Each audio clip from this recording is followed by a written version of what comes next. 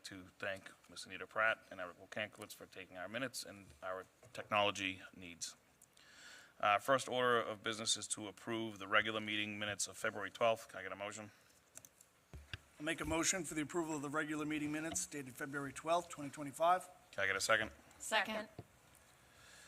Any discussion? All those in favor? Aye. Next, the executive session meeting of February 12th. Can I get a motion? Make a motion to approve the executive session meeting minutes of February 12th, 2025. Can I get a second? Second. Any discussion? All those in favor? Aye. And we'll move on to student recognition awards next.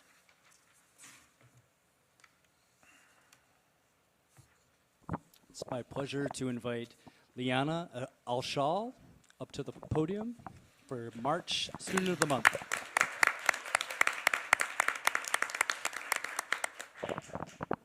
Liana is a strong student, but most importantly, she is a kind and compassionate person. She's the first to help someone pick up something that has been dropped, or to volunteer to help a peer understand a concept.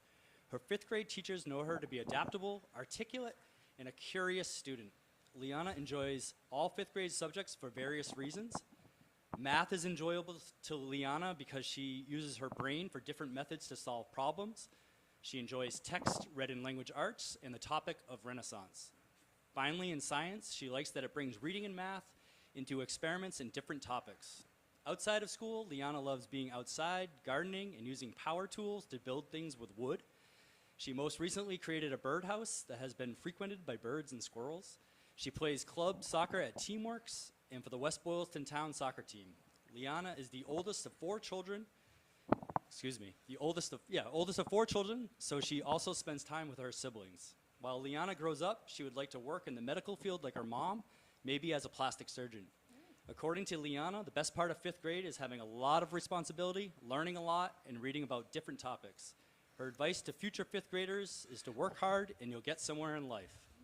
Liana's authenticity and love of learning make her an excellent choice for the Student of the Month. Congratulations, Liana. Congratulations, Liana. Any committee members have some questions?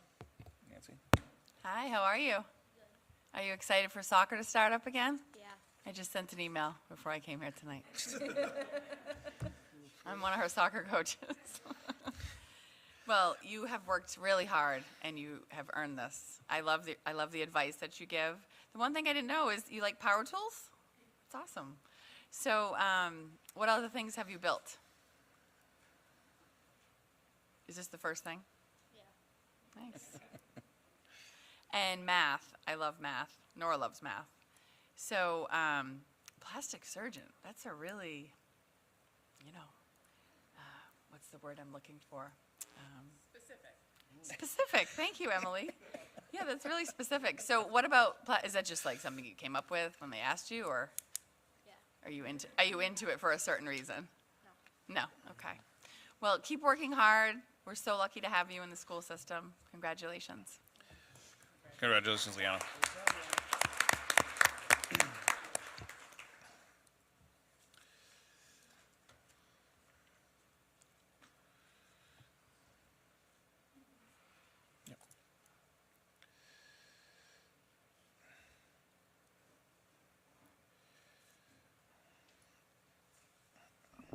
Good evening. I'd like to present the Middle School Student of the Month. Invite up grade 7 student, Kaylor Bella.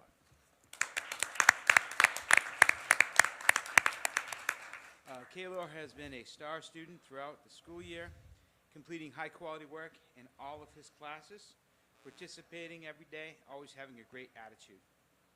Kaylor stays on top of his work. And if he would ever miss a day of school, he's the first person to reach out to his teachers, to get on the Google Classroom, find out what he missed, and get right back on track. Very impressive, something that you rarely see at a middle school level. His schoolwork is completed with highest quality. When he's not in school studying, getting all A's, he enjoys playing soccer and skiing with his family and friends. Kaylor also enjoys mountain biking in New Hampshire, and he does that a lot with his dad.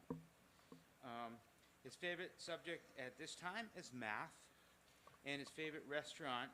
Took him a while to think about this one because he says he likes to go to different places and try new things. But he said the Fix in Worcester has the best sandwiches. He loves going there.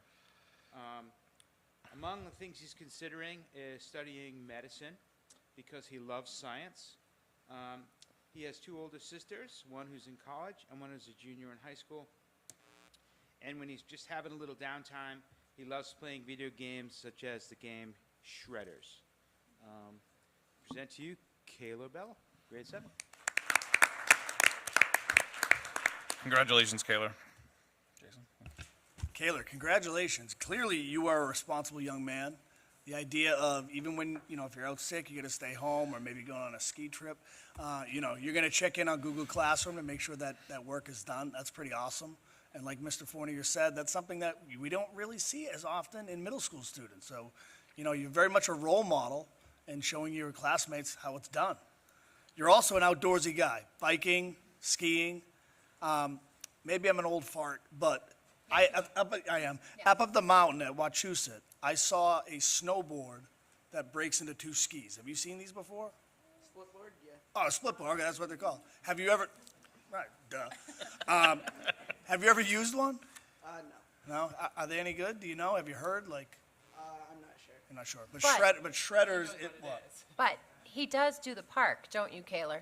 Yeah, he does Ah, the dev cool. team, and he rides park, so Get he's out. actually way cooler than you. Oh, duh, again, obviously. And Shredders is a snowboarding game. Yes. Yeah, but you're a skier, Yeah. and you prefer skiing over snowboard. Yeah. Right on, brother. That's awesome.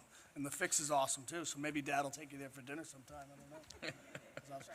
Kaylor, in all seriousness, congratulations, buddy. You are a role model out of all students of the middle school. They selected you to be the student of the month, so something you should be proud of, pal. Thank you. Good job. Congratulations. All right.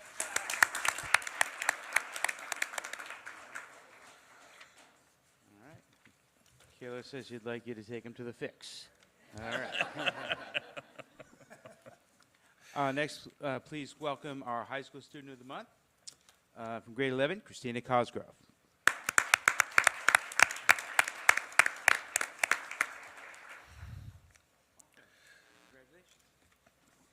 Christina is in grade 11, and she is an exceptional student. Always working hard to understand concepts and ideas, actively participating in class, always completing work at the highest standard. She takes an active leadership role in organizations both in and outside of school. For example, she's a very effective organizer and leader within the Mathletes program, helping make decisions for fundraisers and helping the advisors to plan events. Christina steps in a variety of ways and helps the groups that she's a part of. She's also, in the process, kind, considerate, and helpful to her peers.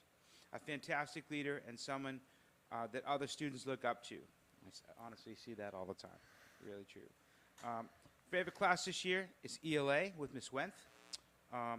Christina is also involved in the prison program and is in the National Honor Society, the French National Honor Society, and the National Art Honor Society. Christina enjoys spending time with her friends when she's outside of school. She recently got her license and plans to work at the nursery over at the Congregational Church. She's thinking at this time she'd like to be a radiation therapist and would like to pursue this major in college. And she's going to have lots of college options available because she is an amazing student. Congratulations. Congratulations, Christina. Mrs. Breen? Hi, Christina. Congratulations. So sounds like you're involved in a lot of stuff here at the high school, but I don't recognize PRISM. Can you explain what PRISM is, please? So we were formerly GSA and Okay. then changed the name just to be more inclusive for everyone. I like that. Thank you for explaining that. And ELA was with Miss Wenth. So which class are you taking with her? AP language. It is AP Lang, so you're getting ready to take the AP exam. I know that Ms. Wenth is an incredible teacher. My son Matthew loved taking her class because he felt like his writing got so much better. What is your favorite part about that class with her? Definitely the writing. I have seen my writing improve a lot this year and it feels really good to reflect back on And it's so important because I feel like so much is done automatically for us, especially with AI now, that people just don't have good writing skills anymore. So the fact that you are perfecting them is such a great thing for you to have because not everyone does at this point. Are you taking other AP courses right now?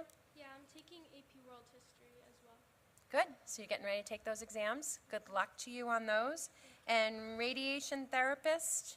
So in a hospital setting? Yeah. Okay, good.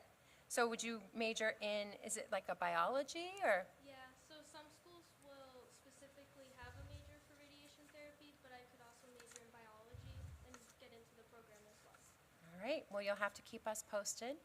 Good luck to you. Thank you for coming tonight. We appreciate it. Enjoy the rest of the year and good luck on your exams.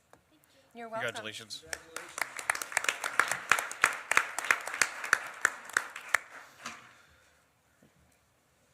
Next, we will hear from the Student Advisory Council reps.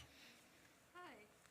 So our athletics department is wanted to say that their winter sports season wrapped up over February break.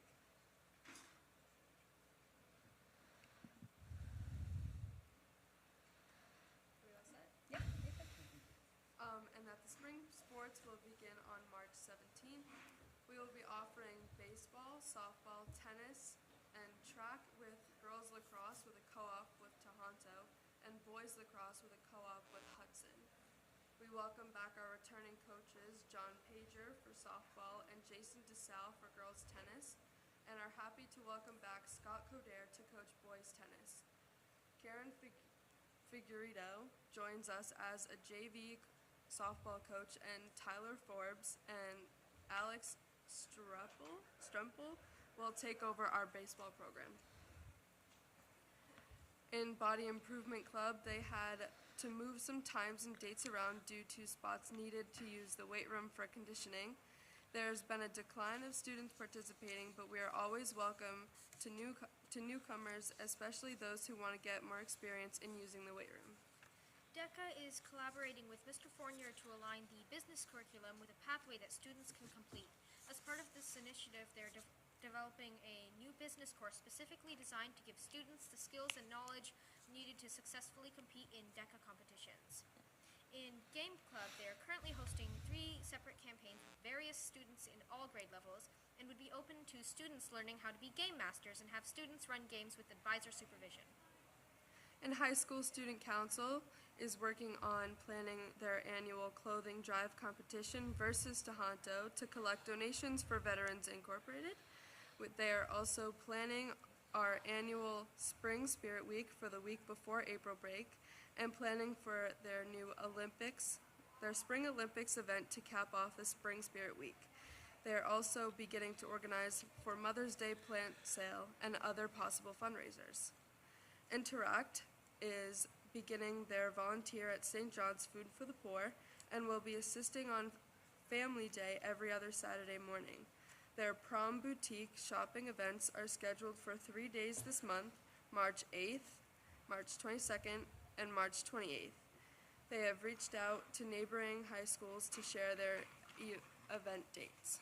International Thespian Society hosted its Masked Singer fundraiser in February. It was a lot of fun, and they are especially thankful to faculty members that took part.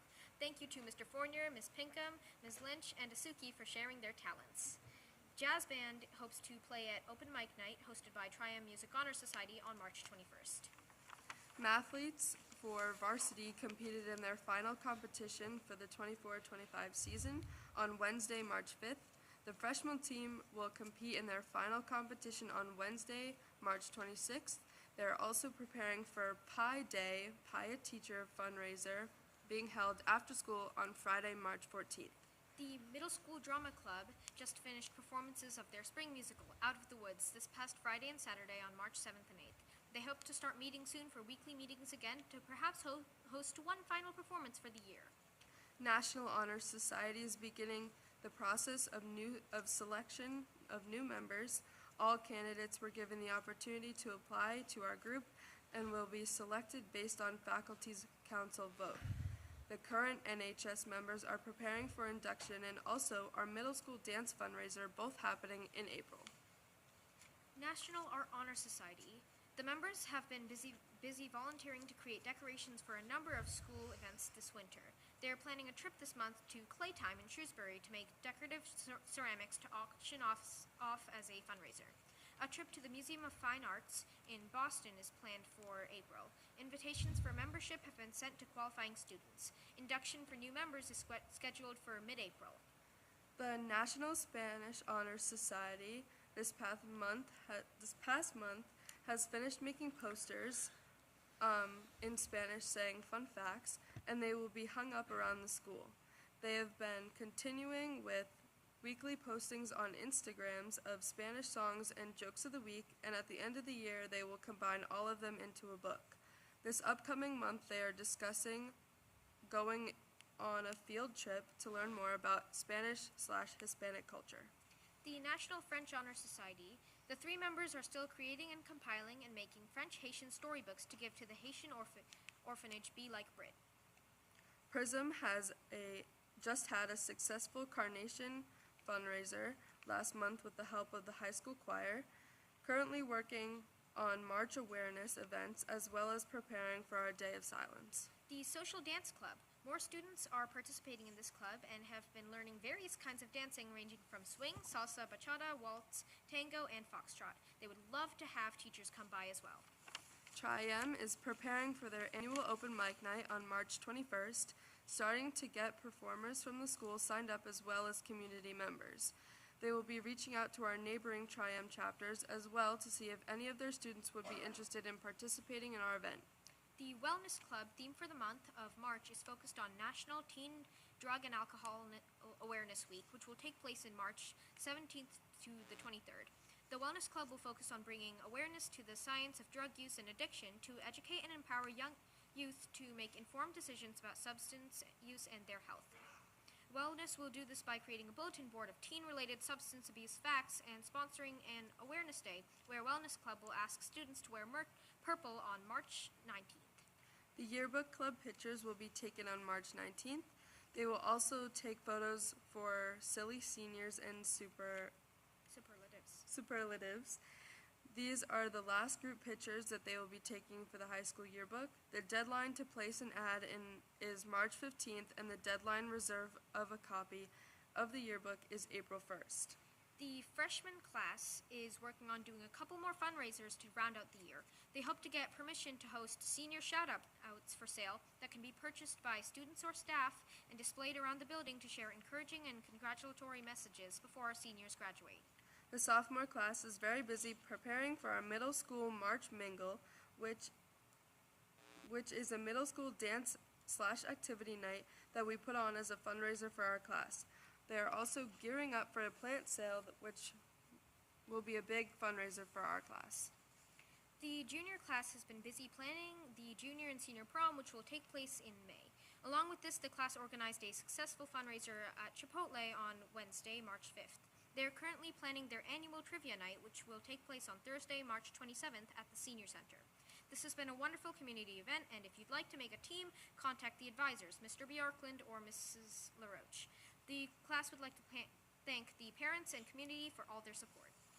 And the seniors are currently busy planning their end-of-the-year senior events. Among these activities include a senior trip, of which the class is either going to Boston or Connecticut, Sincerely Seniors Senior Night, along with other events. Work on the senior mural for this year is about to begin, and other decisions such as senior song are being made. Having recently wrapped up all concessions at basketball games, the seniors made roughly $1,000 at their stand. They are looking forward to activities taking place at the end of the year. Excellent, great job, thank you. Any questions? Thank you very much. No? All right, thank you very much.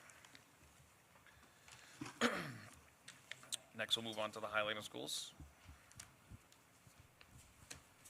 So for tonight's Major Edward Spotlight, we have invited our team of teachers that have been piloting the CKLA program that we will be implementing at every grade level for next school year. These teachers have put in a tremendous amount of time and effort in piloting the program throughout the year, and they've also been involved in multiple professional development opportunities with representatives from Amplify and the CKLA team. Their efforts were instrumental in making the best decisions for our school and selecting a knowledge-based literacy program and curriculum for years to come. Tonight we have Amy Beth Whiting from first grade. You can come up if you'd like. Allie Johnston and Jennifer Schock from second grade. Sue Penny from third grade. And Kara Bjorklund and Carrie Silver from fifth grade. They will give you a brief overview of some of the program components, some of the reasons why we chose the program, and answer any questions that you might have about CKLA. And to get us started, we have Ms. Johnston will get us started. How you guys doing? I'm Allie Johnston, second grade. I co-teach with Jen Schock. We have an inclusion classroom. CKLA is a great program. The first, I will say, and I'll agree, the first month or so, we were like, whoa, what do we do? But we really embraced it. We worked great as a team. Like, we've really been really supportive of each other, and we're seeing results already with it. It's just an incredible program that we can see it's going to spiral through. Like, it references back to first grade, and third grade references back to second grade, and it's really just going to build. So I think in a couple of years, we're really going to see a big boost from it. So I'm here to talk about first and second grade are split into a skills part and a knowledge piece. So I'm going to talk about the skills part. Skills is actually split into like a phonics and a grammar that we start with.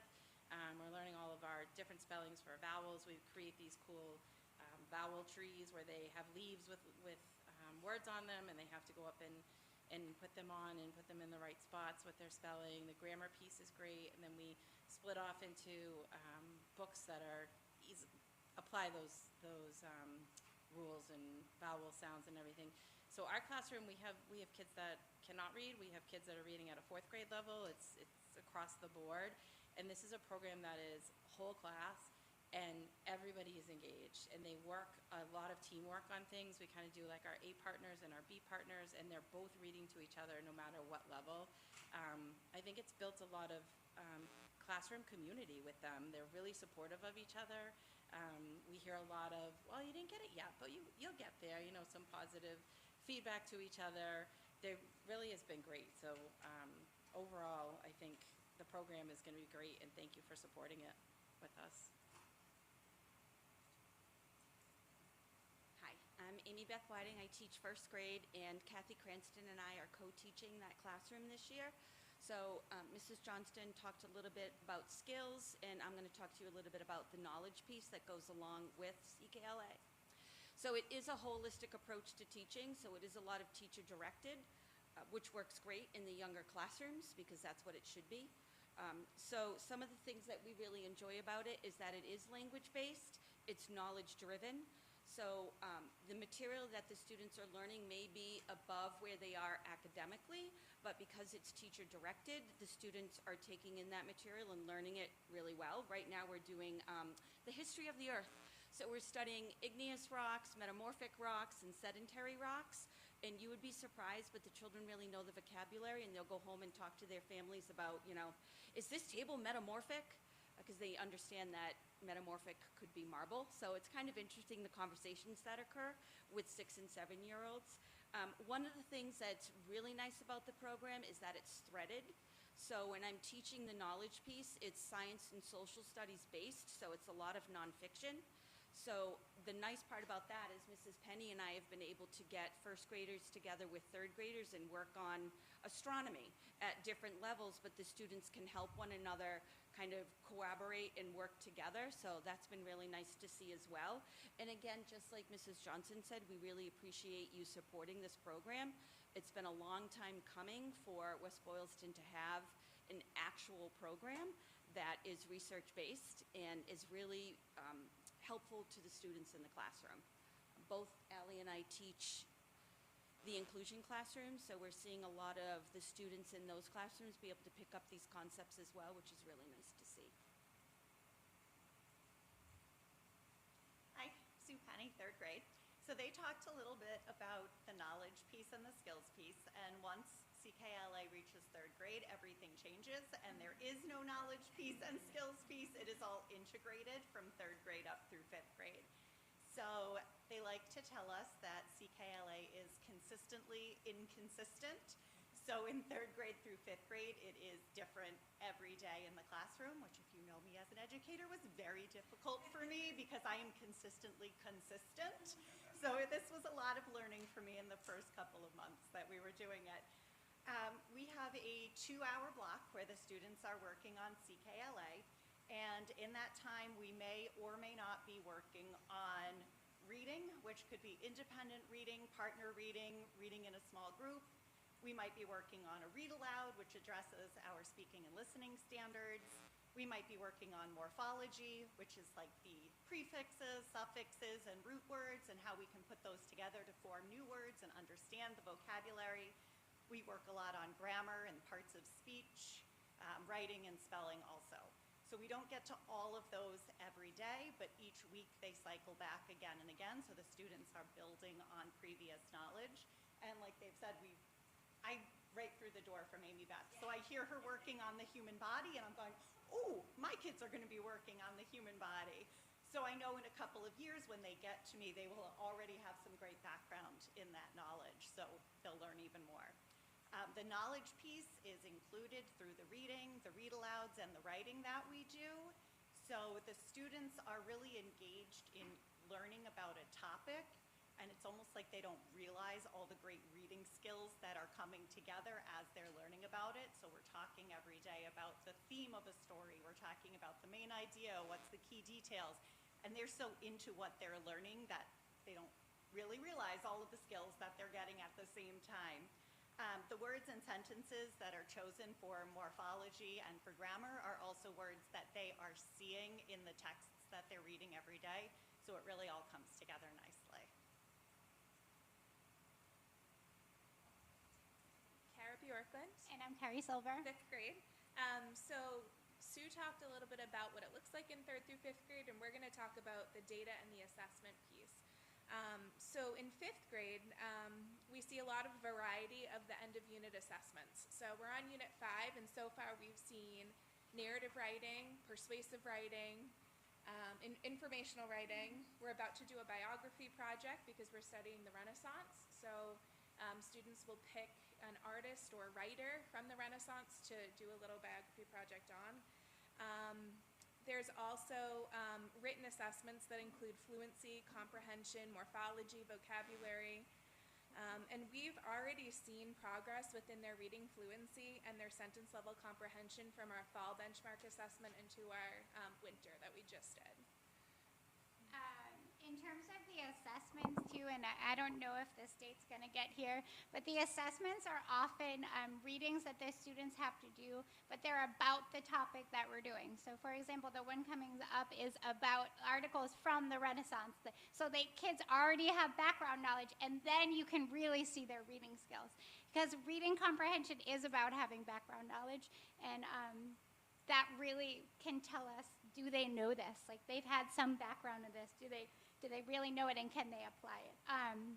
But yeah, we've seen great things. There's great conversations happening. There's great connections that kids are making. Excited about it. Like, Yeah. I just took out, we're doing Shakespeare and Midsummer Night's Dream next unit, and the kids caught me taking it out. Like, we're doing that next. Yep.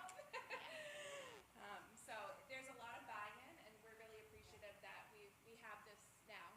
Yes. Excellent, thank you very much. Anybody have any questions? None? Just a comment, change is hard, and so we really appreciate you guys taking this on full force and keeping your eye on the prize and doing it for our kids and giving them those opportunities. And I think the consistency across the grade levels, like you said, you're going to start seeing this pay off as the years progress. So awesome job. Thank you so much. Thank you. Thank you, guys. I also just want to say they generated a lot of excitement with the other teachers in the building as well, which is great to see as well. So.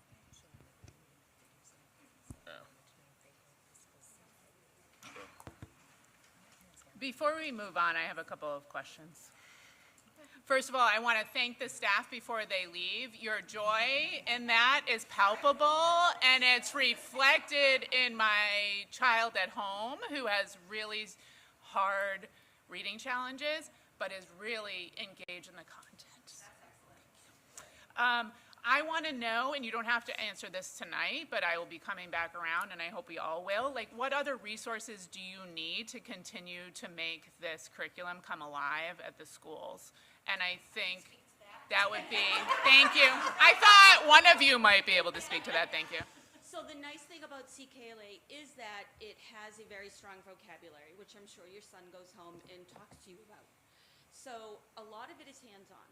So material is what we really need. I actually brought some of the samples that we've done.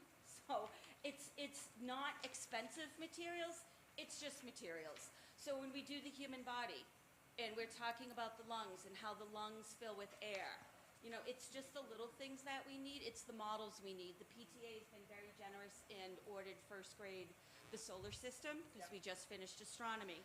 So it's things like that that just add to the lesson that the students can put their hands on.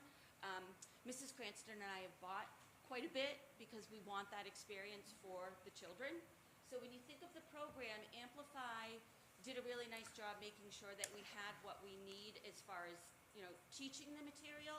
But if you want to take it a step further in the pausing points, which the program has, you do need resources. You need materials to do that. And thank you. No, they're not. Yeah. Like when we started the Renaissance unit a couple weeks ago, we built domes like Brunelleschi did. So we just needed like the little gumdrops and toothpicks. So little things. Thank you. Yeah. Yes. I think it just helps to add like to Yeah. like what you're teaching about this artist who made a huge dome. Like look how hard this is to build a dome out of. 1,000%. Yeah. Adds to the Yeah. what you're trying to teach and what you're trying to build. Yeah. This is what happens when I miss the budget meeting. So one more question before you guys go. Can you guys just clarify for the folks who are non-educators the fact that you are addressing not only literacy and language, like foundational skills, but you're actually teaching students how to read across content areas. So you're helping them to understand content, because we know as adults that when you put a scientific hat on versus a historical hat on versus an English language hat on, you actually use and apply different skills. So if one of you could speak to that, I think that would be helpful. I definitely can. So 5th grade is kind of the transition into middle school, right? So we're in our 5th unit, and 4 out of our 5 units have been informational nonfiction units. So they have been immersed in those historical topics that they have only dabbled in throughout because we haven't prioritized that within, because there's not a lot of time. But now that it's immersed, we're getting to it and they're loving it. Like it's exciting to hear them talking and wanting to read supplemental books about topics. Like Carrie got a bunch of books from the library.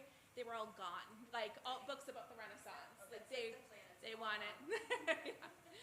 Even in 2nd grade, when we were 7 going on 8, but we, like our knowledge piece, we learned about ancient China, the Great Wall of China, and they had to draw it, and then we learned about Chinese New Year, and we made a dragon in the hallway just out of paper plates, and they thought that was incredible. So they're really engaged, and we're hitting the science, like, you know, most of the science standards and social studies standards that, you know, we'll have to supplement here and there, but overall, like, it's all kind of weaved in, and they just, you know, when I first opened it, and I was like, oh, yeah, this is gonna be great with 7-year-olds, like, Western civilization. And they jumped in head first, and we do it every day after special, and they're like, where are we going today? What are we doing? And now we just did cycles of nature, and now we're on insects. And so yesterday we went outside. Did Charlie love being outside? I'm sure.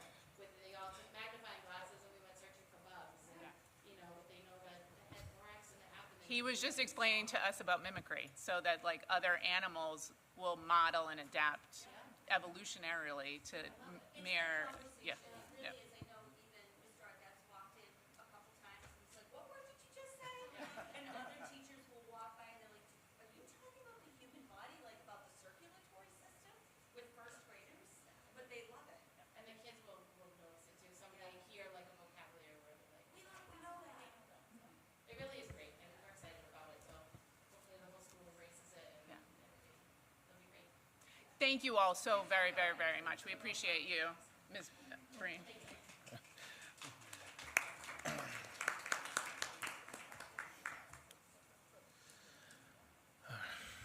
All right, next we'll move on to community input, if anybody from the community has anything. No, you've already asked your question for the night. All right, hearing none, we do need to pass over the vote for the Student Opportunity Act grant until next month. Okay, so now we'll move on to the school choice recommendations. We have a recommendation by grade in front of us. What's up? Yeah. This one? Yeah.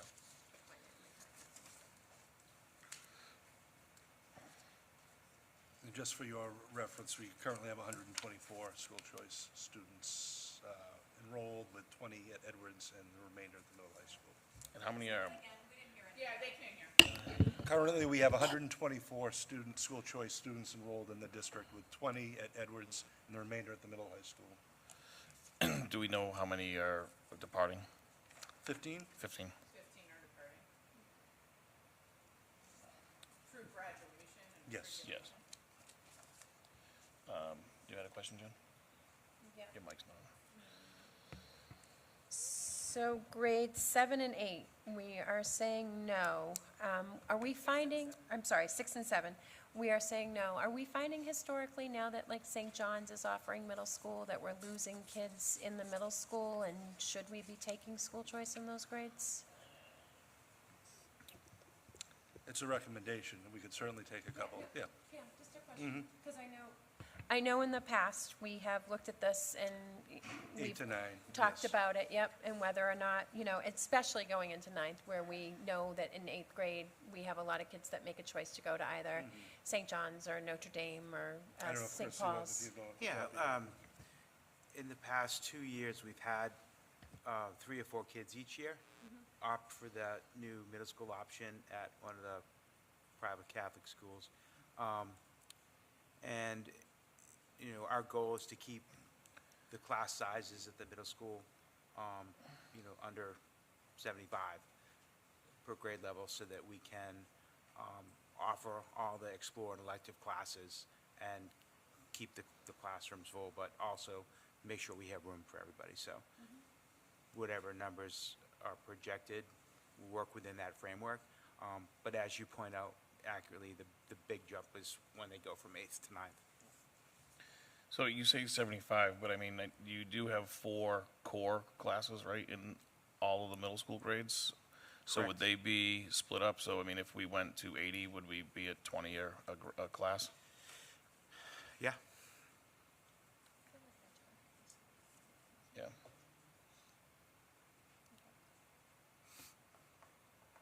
Any other questions? When we're making a yes vote on a particular grade level, are we setting numbers per grade that we're accepting? Usually, yes, yeah, And those aren't articulated here.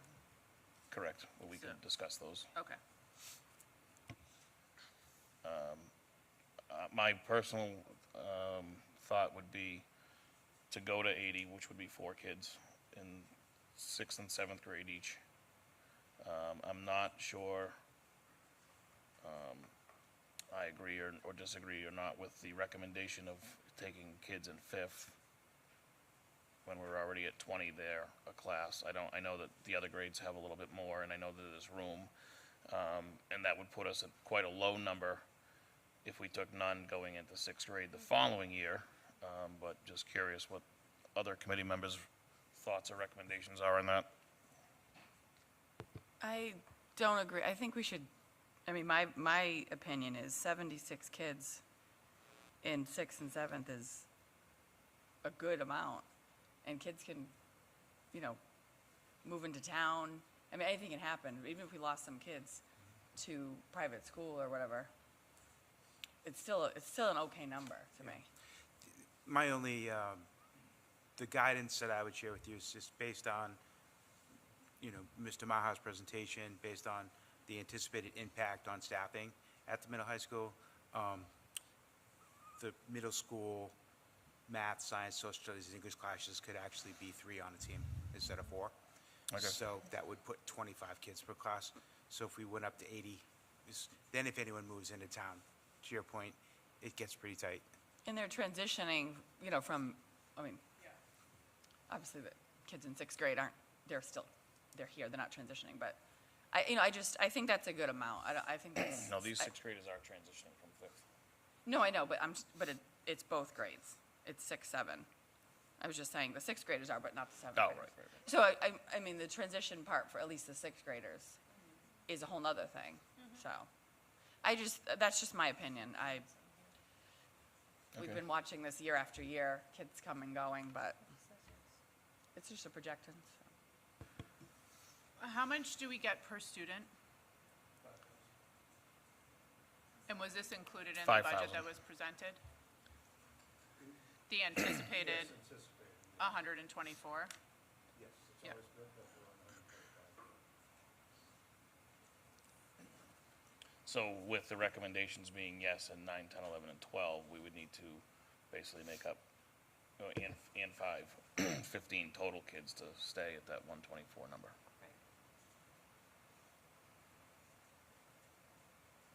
Historically in the past, I mean, I know this year, this current school year, well, last year's vote, I guess, opened it up to 11 and 12, if I remember correctly. Yes. Historically, we weren't doing things like that. But- Last year, we offered 5 spots to 11th grade students, And I will say, just based on 1 completed. the numbers at those grades, you know, we had the space, and I've always found that bringing kids in from outside has added a richness and a diversity to the population, and actually been a good thing. And so every year, the numbers are going to be different, but I appreciated the consideration for the students in the 11th and the 12th grade, because we found them to be kids who really wanted to be here and who were grateful. So. We offered 52 spots last year, 25 accepted. Okay.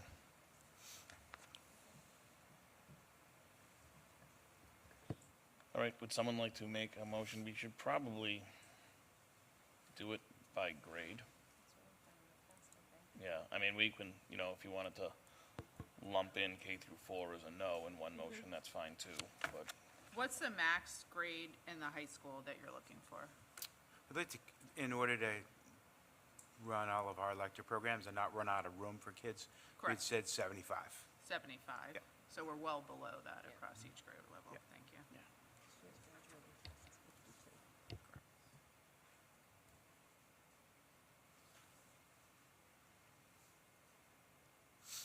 Someone want to make a motion? Yep. I will make a motion to take the recommendations of no school choice for grades K, 1, 2, 3, and 4. I second that motion. Any discussion? All those in favor? Aye. So that's K through 4 is a no, okay. Yeah, I guess you could, that's all right. Yeah, so that was K through 4 as a no. Can I get a motion for grade 5, or? I make a motion to reject the recommendation to accept school choice for grade 5. Can I get a second?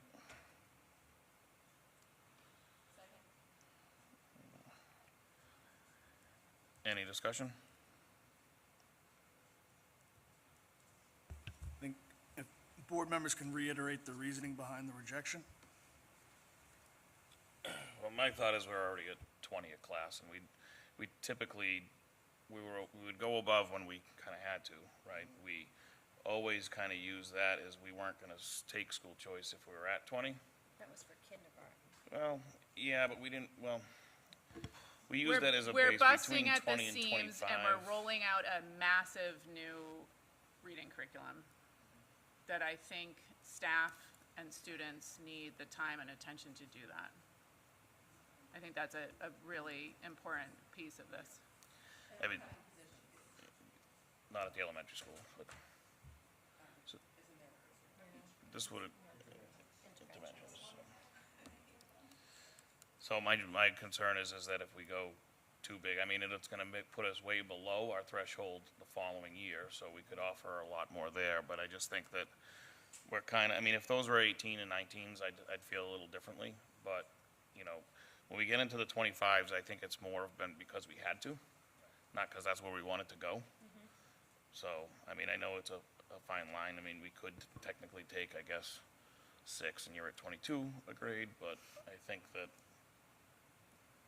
I don't know, I think we're fine at 20 in the 5th grade. These are also our COVID kiddos who like need the extra time and attention, and I think that it would be, we need to recognize 5 years out that that's still a major issue for all of our students, including this particular group.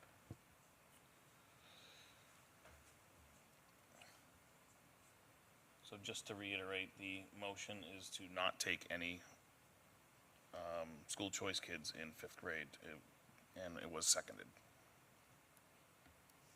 Any additional conversation, discussion? All those in favor? Aye. No. What was yours? What was it? Okay, so that was a 4-1, motion carries. Then do we have a motion for any of the remaining grades?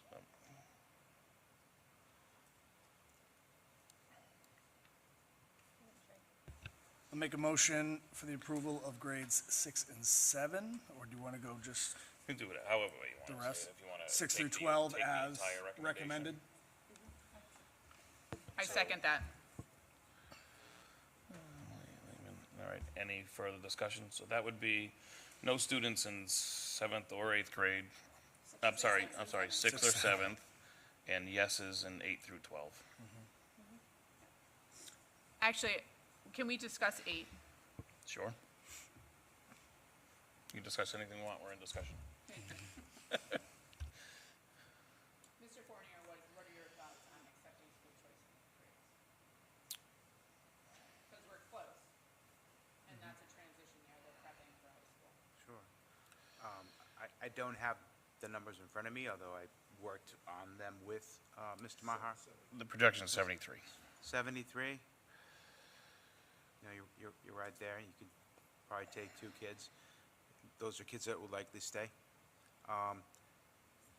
Bunch would leave after 8th grade, and you'd be opening up the door again to bring some more kids in. So if the kids that came in 8th grade were going to come in 9th grade anyway, having an extra year with us would probably help them be more successful. So I'd be okay with that. Minimal impact on overall grade size and staffing levels, correct? Correct. I mean, I guess we could say not to exceed 75. Yeah, not to exceed 75. We could probably state that for all 5 of those grades. Yes, sir. I don't think we'll get there for the other 4 grades, but But I think if we could add that, yeah, that's. you want to amend the motion to include, just say what a max of 75. Okay. I would like to amend the motion for the approval of the recommendations, but not to cap 75 total students in grades 8 through 12. Anybody want a second? Second the amendment. I'll second it. Thank you. All right, any further discussion? All those in favor? Aye. All right, I think that's it for school choice.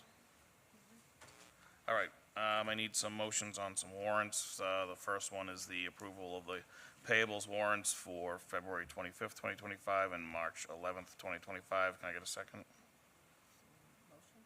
I'm first, yeah, a motion, geez. I'd like to make a motion for the approval of the payable warrant dated February 25th, 2025 and March 11th, 2025. Now, can I get a second? Any discussion? All those in favor? Aye. And then next, the approval of the payroll warrants for February 14th, 2025 and February 28th, 2025. Make a motion for the approval of payrolls warranted, warrants dated 2/14/2025 and 2/28/2025. Can I get a second? Second. Any discussion? All those in favor? Aye. Aye. All right, next we'll move on to subcommittee reports, negotiations subcommittee. Jen, would you like to give an update? Negotiations Subcommittee met March 5th with the paraprofessional union, and while we made good progress with language in the contract, we were not able to come to an agreement yet with respect to percentages and pay increases, so we will need to go back to the table with the paraprofessionals to figure that out. We did have a very successful negotiation session yesterday with the teachers union, coming to a tentative agreement, and I just can't state enough how grateful I am to the teachers of this district. We are still, to my knowledge, one of the only districts in the Commonwealth who is able to successfully negotiate a contract without the MTA or lawyers in the room. So we have a great working relationship with our teachers, and we would love to be able to give them all the money, but unfortunately, that's just not where we are right now. And they were extremely gracious in working with us to find a resolution that the district could support. So that will be going back to their membership, and then hopefully we will have that finalized by the May meeting. I would just like to add the amount of work that the teachers put into this, along with our administration. Rich and Christy put a lot of effort into this. It was, as you said, a joint effort, and took a lot of work on both sides. All right. Anybody have any questions for the negotiation subcommittee? Policy subcommittee update?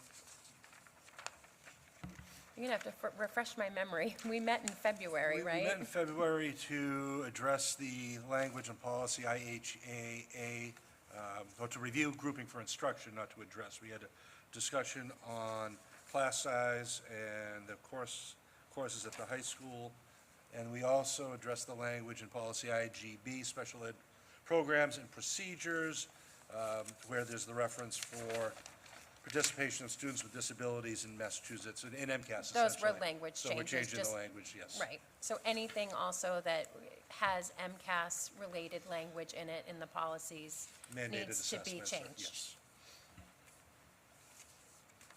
All right, thank you. Any questions for the policy subcommittee? Next is budget and capital planning subcommittee. Jason, you want to give an update? Yeah, very quickly, we met this evening to discuss this evening's budget proposal, or budget, I should say, presentation, sorry, and just in preparation for tonight's meeting. Thank you. Any other questions? I have a question. Go ahead. First of all, thank you for the presentation, and I'm sorry I wasn't here for it. I appreciate the level of information that was included. I have a question about the increase in the instructional and technology budget for this coming school year. Where is that coming from? The funding? What's the increase? So there's 124 ELA curriculum changes that CKLA. significant technology upgrades in both buildings. Great. What is the investment in CKLA? What's our contract with that provider? And what's the cost for that over 3 years? Is there cost savings for extending that contract? There is, yes. Okay. It would be helpful to have that information, the details of that. Thank you. Thank you. Any other questions? No? On to superintendent search committee. Emily, do you want to take this one? Or do you want me to? I can take it. Okay. Or you can take it. That's fine, I'll take it. So we have met twice so far.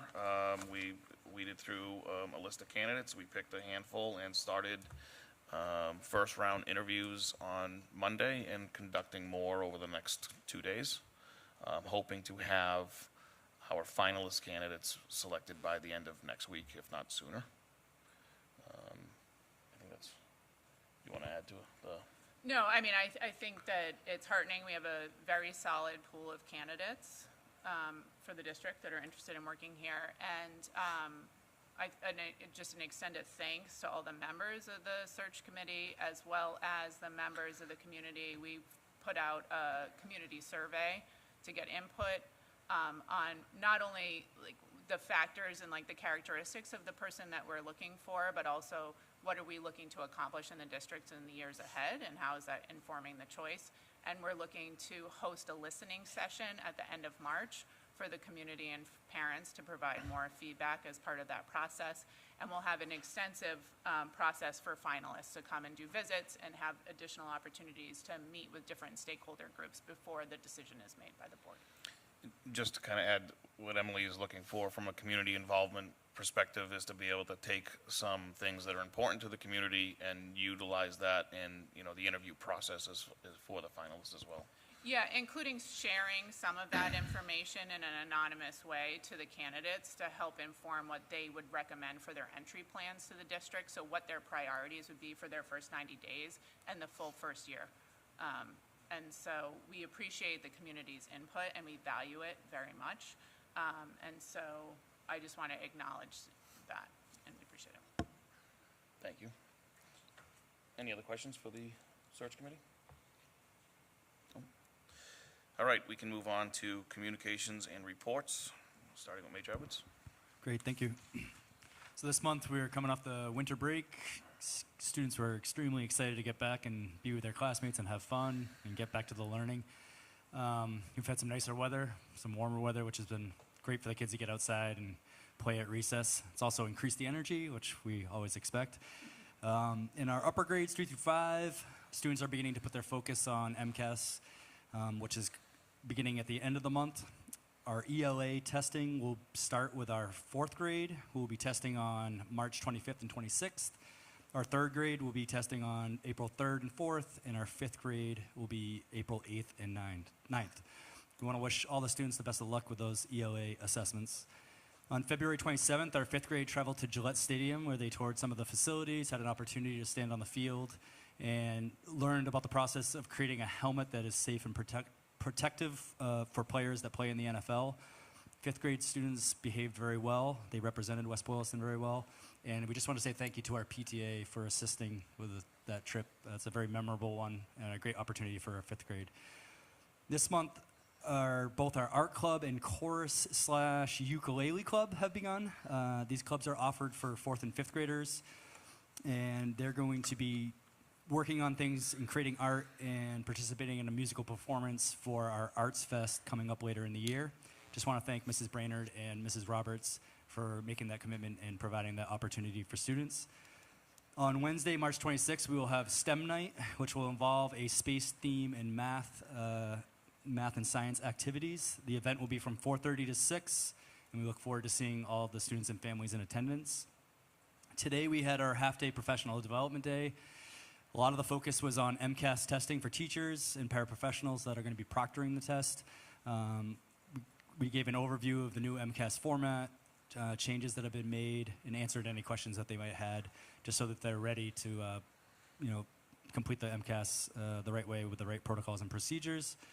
And additionally, we had some ELL training off of our Elevation platform, and we did a second round with our math specialist, Rose Diamandetto, and several teachers who provided some professional development on intervention in small groups.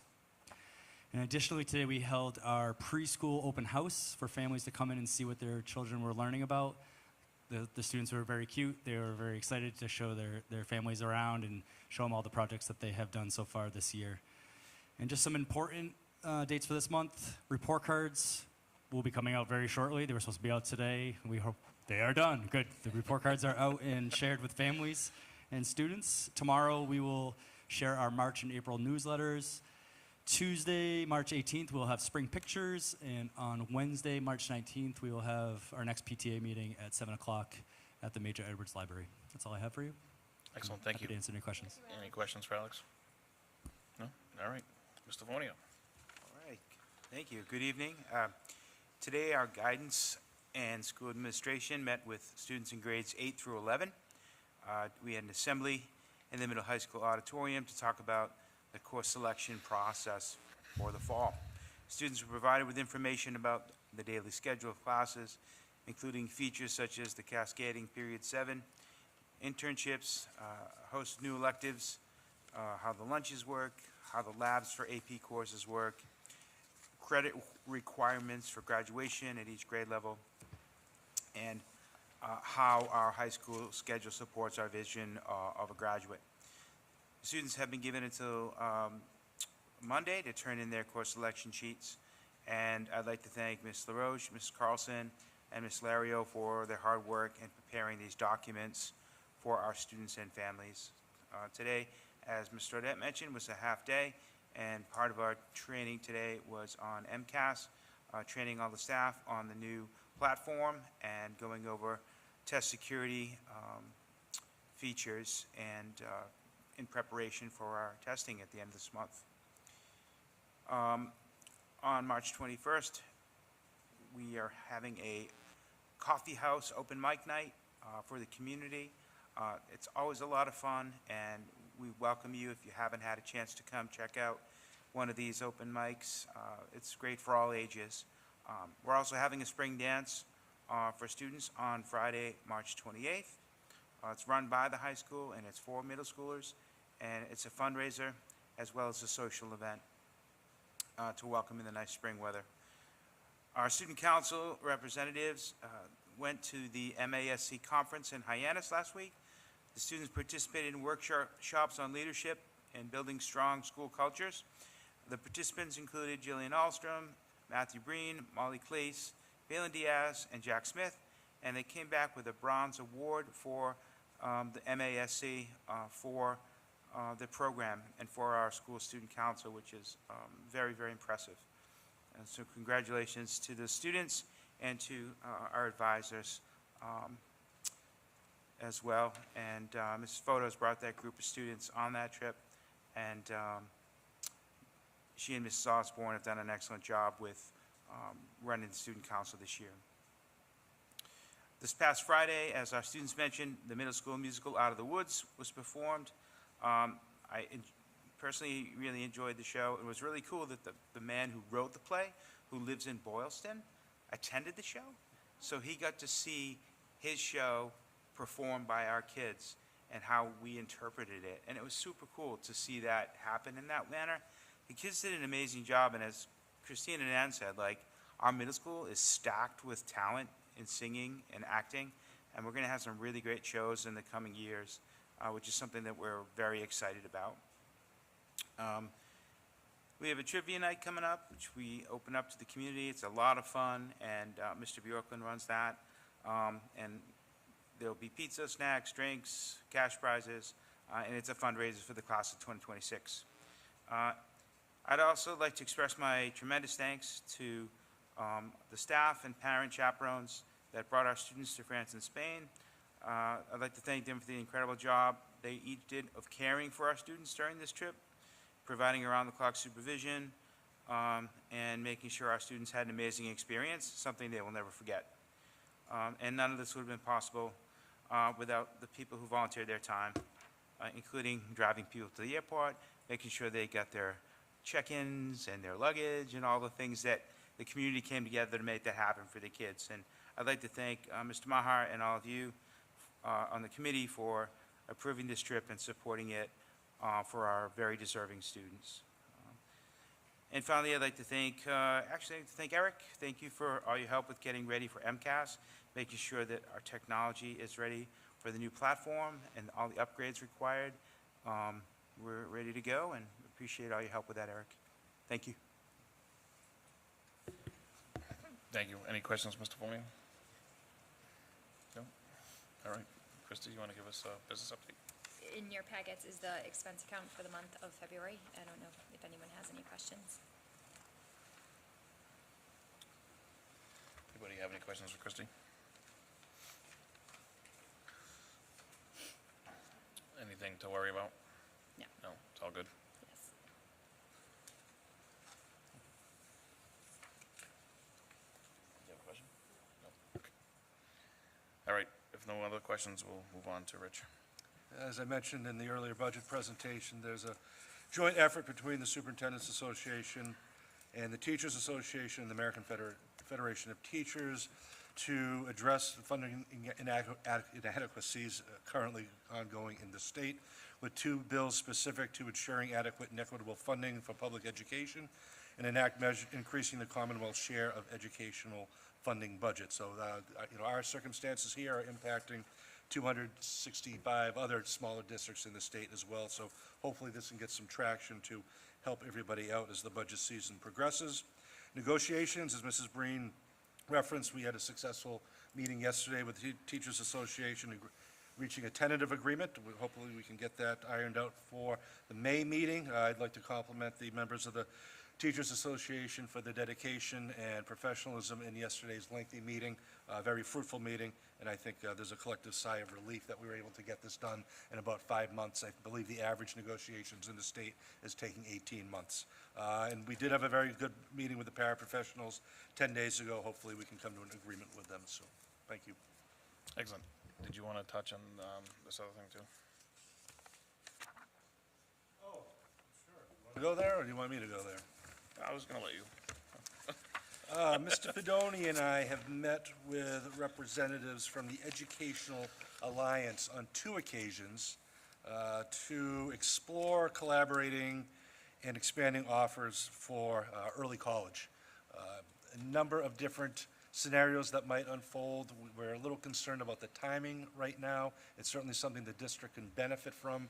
We have an upcoming meeting with them next week. I know they have a very tight timetable, but considering all that we have on our plate right now with searches and negotiations, it might be better to continue that exploration and roll it out next year.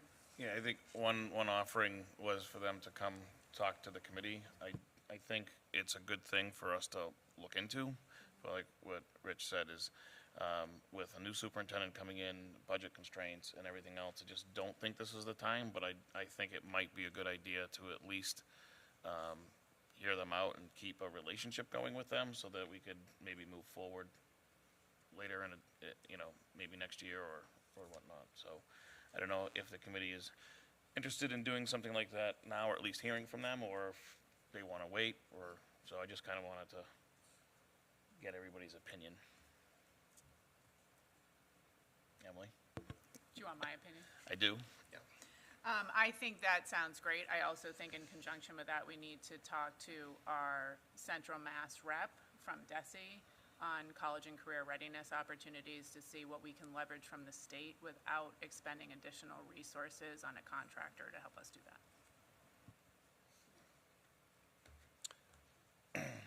With that, would you recommend holding off then on them coming to a committee? I would recommend that we hold off on Okay. coming for the committee for now. I was also thinking that April's going to be potentially very busy for our committee, so it might not be a good time to invite them either. So, all right, I'm fine with all that. I just thought it would be important to have a discussion. It's not on the agenda, but if we wanted to add it for future, we should discuss it first. So, all right, we can hold off on that until a later date.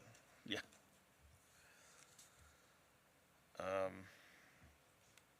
We have a vote. Oh, wait, actually, we're on to us. Anybody have any questions for Rich? No? All right, we'll do school committee updates first, and then we have a vote. Nancy, you have anything you want to add? No? Jason? Jen? No? All right, so we have a vote to appoint Rich as a liaison for a new building initiative. I think this would be very wise, because the eligibility period starts essentially when Rich is departing. I don't think it would be wise to hit a brand-new superintendent with any kind of responsibilities around building a new building. This would be a contractor-based position, which would not interfere with his retirement, other than the hours that he would have to put in. So I think something like this is very beneficial, so that the new superintendent can, get their feet wet and understand in their district and move forward without having to worry about a building project. So if I could get a motion.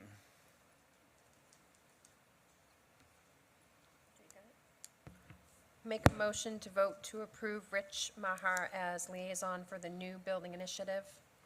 Can I get a second? I'll second that. Any discussion? No, I just was going to say that this is actually normal practice. This happens quite a bit. Superintendents just are tasked with more and more with respect to DESE and reporting and running buildings, that it is common practice to bring someone in to run a building project. So this is not something that's way outside the realm of what is happening in other places. So to answer your question, is that 270-day timeline that has a bunch of deliverables. This would essentially be doing those deliverables on behalf of the superintendent, I assume, right? Through the superintendent, but it would be handling all of those deliverables. And this would be for, this is for 1 year, right? So we would revisit this year after year as needed. I'm not necessarily opposed to this. I don't think I have enough information to vote on it at this time. I feel like it would be helpful to have a understanding about what the building proposal and project entails, both for the school committee and for the community at large. I also think I'd like to understand what the cost involved in this would be, and I actually think that we should go through potentially hiring our new superintendent and engaging them in this conversation prior to a vote.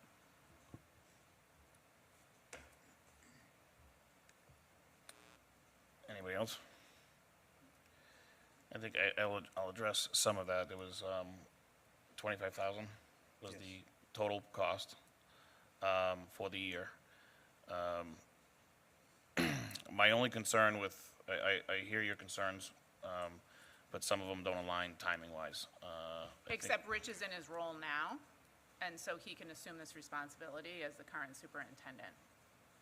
And so I think that waiting until May, when we potentially have a new superintendent that we're looking to hire, isn't necessarily too long, or even June, and also to have a presentation to the school committee about what this entire process entails is imperative before any of us vote on any, and this has nothing to do with Rich. This has to do with our understanding of what the entire process entails, and that we just voted on a budget deficit for the schools. Understood. So we have a motion and a second, so we can either withdraw the motion or we can vote and vote how we all feel.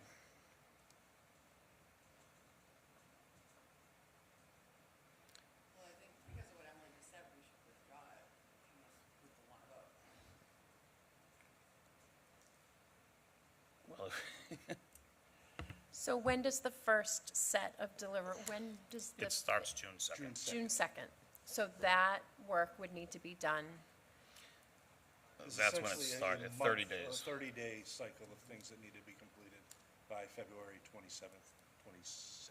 And it starts June 2nd. June 2nd. So it's a 270-day period. There's a list of deliverables. The first one, I think, is 30 days. Yes. There's some that overlap. I mean, I just don't think that having the new superintendent is going to really be able to provide much guidance on this, just coming into the district at this time. We but- haven't even interviewed all of the candidates. No, I understand, but we're gonna, I just think we're gonna need the position.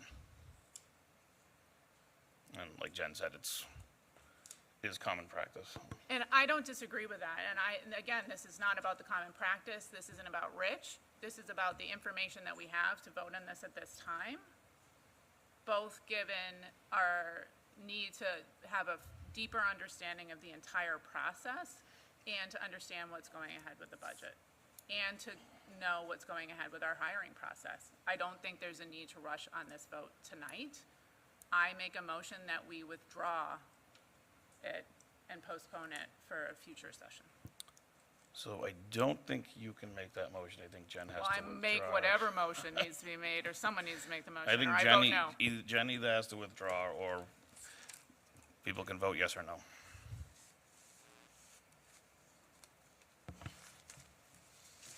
So if we table this until next month to have a discussion, so next month is April, you're looking to do this not until May?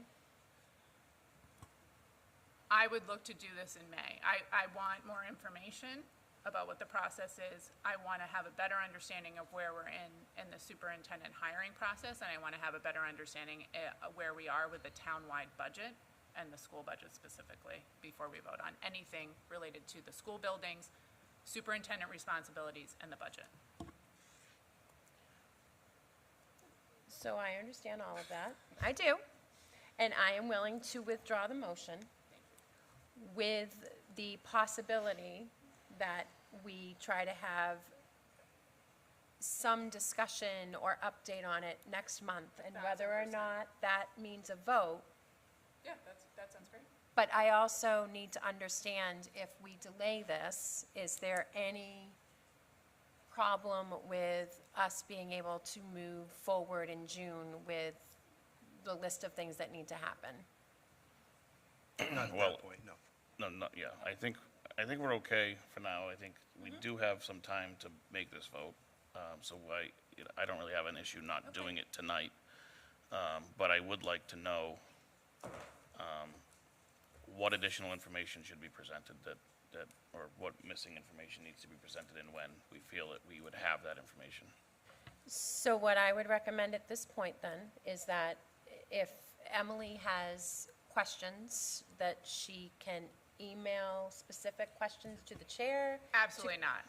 The entire school committee and the community need an in-depth, just like presentation about what the timeline is and what the process is for this. We have not had that. This is amazing. That's You fine. guys have done all the, it's great. It's good news. We need the full information, both the school committee and the community need the full information to understand what this process entails before I wasn't anything else. suggesting that they do it via So, email. I was suggesting that you make That's clear my what you're. question. Okay, so there's nothing additional that you're gonna be looking for. No, I think that we need a broad overview of what the process entails, what the responsibilities are for the superintendent, what the responsibilities would be for the liaison, what our benchmark, like what do we need to do every 30 days in order to For progress the in this sake of reference, process. that has been included in previous packets, and I will certainly include it in future ones. I understand, but we also recognize that it's an incredibly detailed and arduous process, and so to include it as a reading material in our packets versus having a comprehensive presentation either from yourself or someone from the board is entirely different. And I think from a transparency The board, perspective and an the understanding. The I MASCA think board or your board? I'm sorry. MASCA board.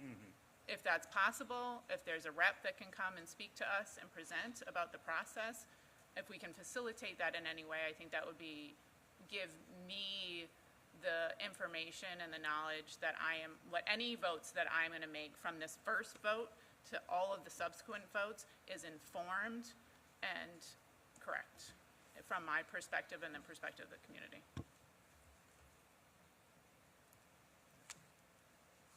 So I can withdraw the motion at this time, and we will revisit this at a later date. Okay. All right. I didn't have any updates myself, so we can move on to, I need a motion to go into executive session, which is followed by a roll call vote. I'll make a motion to go into executive session to conduct strategy sessions in preparation for negotiations with the West Boylston Teachers Association. Can I get a second? Second. All those in favor? Nancy? Hubbard, aye. Ponticelli, aye. Green eye. Lehman Miller, aye. And Pedoni, aye. Thank you, everybody.